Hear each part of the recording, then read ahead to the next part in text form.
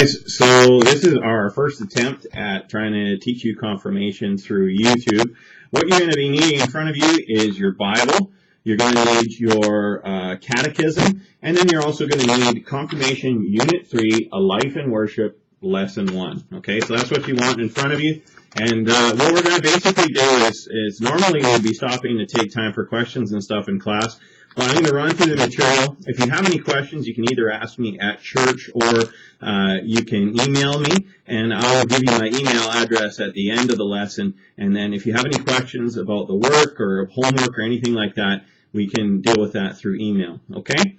So, we're going to begin at the top where it says Overview. If we're going to skip stuff, basically what I'll do is I will go to the next heading and I'll tell you exactly where you are so you can follow along, hopefully pretty easily in that way.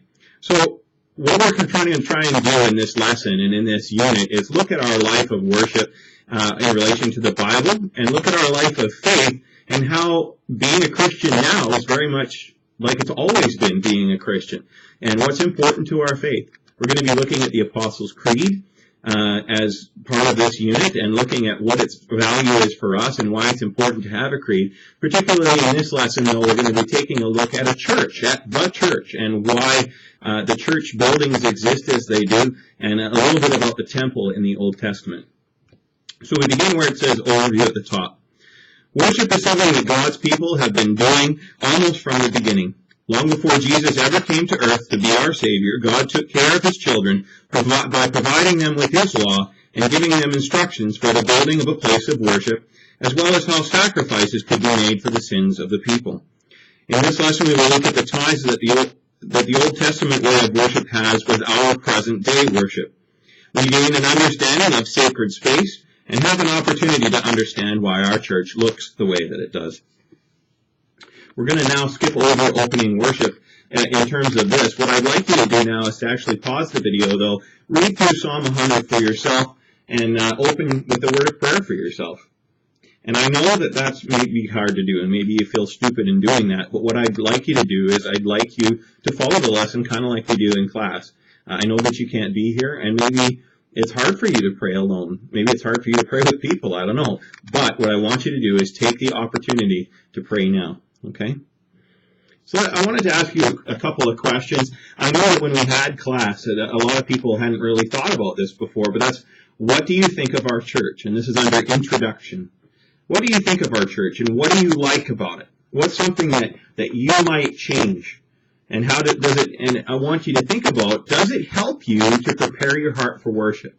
And what we want to talk about when we talk about preparing our heart for worship is that when you come into church, does it help you feel like it's a special place? Do you feel that our church helps you understand what you're here to do and what you're there to worship when you're in that space? Okay? And then have you ever thought about the symbolism of our church building? So what I'd like you to do is to answer these questions. Just write down beside the questions there some thoughts for yourself. So take a moment now to pause the video and think through those questions for yourself. Okay? And so now we're going to move on to the heading that says structure, okay?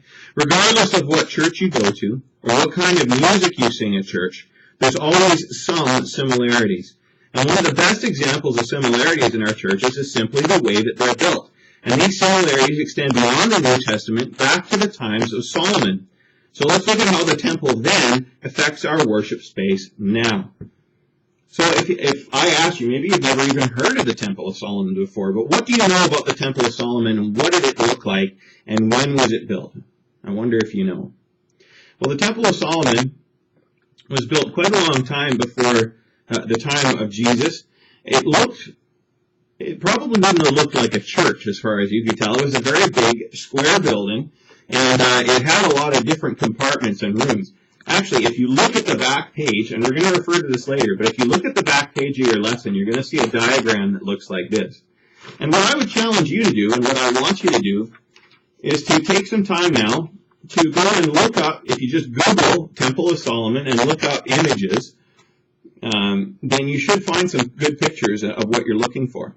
Of the Temple of Solomon. And yeah, it's kind of it looks amazing, but it doesn't really look like a church as we would know it. So the temple that was built under the rule of King Solomon, it was meant to be a special place from the beginning. and it was meant to be a sacred space. So it's one thing to take a look at pictures on the internet, but what I would also like you to do now is to take some time, open up 1 Kings chapter 6, and I want you to read through 1 Kings chapter 6 because it gives a very detailed description of what the temple looks like, okay? And so let's take some time to do that now and pause the video and then come back. So then we want to ask the question, why did the temple exist? What was it there for? And I want you to read 1 Kings chapter 8, verses 10 to 13. Okay? And so the temple existed to basically be a home for God. It was the place that God lived amongst his people, okay?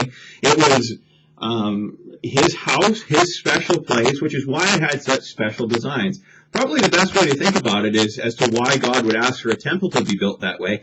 If you think about it yourself, if you had a home that was yours, and you wanted it to represent you and to tell other people about you and how you saw the world, then you would want certain things to be in your house. And that's why God designed the temple the way he did. He wanted people to understand that it was a special place that he lived in where they would come, they would feel a sense of devotion, they would feel a sense of reverence, like a sense of, I guess, awe. Like when you walk in there, you'd be like, wow. Or be in the area of that place, you'd be very like, just, wow, this is really amazing. And that's what he wanted to look for.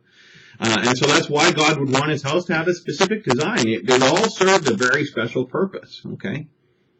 So this temple, the temple that we've been looking at here, is destroyed in the Babylonian invasion, which can be found in the book of Ezekiel. So if you wanted to read the whole book of Ezekiel, you can. But basically, this temple that we're talking about was destroyed then. And God removes his presence from the temple before it happens, and the Israelites eventually fall into captivity. So they're actually taken out of Israel, and then they end up moving to Babylon for a time.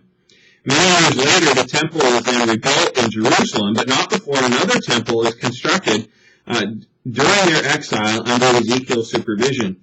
In this book, God leaving the temple and re-entering shows a cycle of people who defile the worship, are disciplined by God for doing so, and then he returns to the new temple. And so what's basically happening is God's going, you know what, you guys, I'm going to give you a warning, and you really need to listen to me. You need to hear what I have to say. And, if you don't listen, I'm unfortunately going to have to say goodbye for a time until you do start listening again. And then I'll come back and be a part of your lives again. So essentially the people were rejecting God, and God said, okay, I'll back off, I'll leave.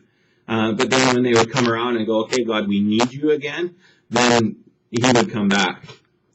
So every part of the temple had a purpose for existing, and each piece meant something. And do we still maintain that today?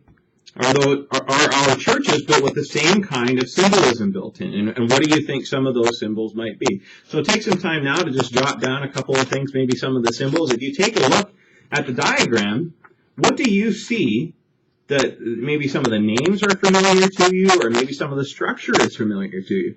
I just want you to take a look at that and then write a couple of things down, and then we'll continue from there.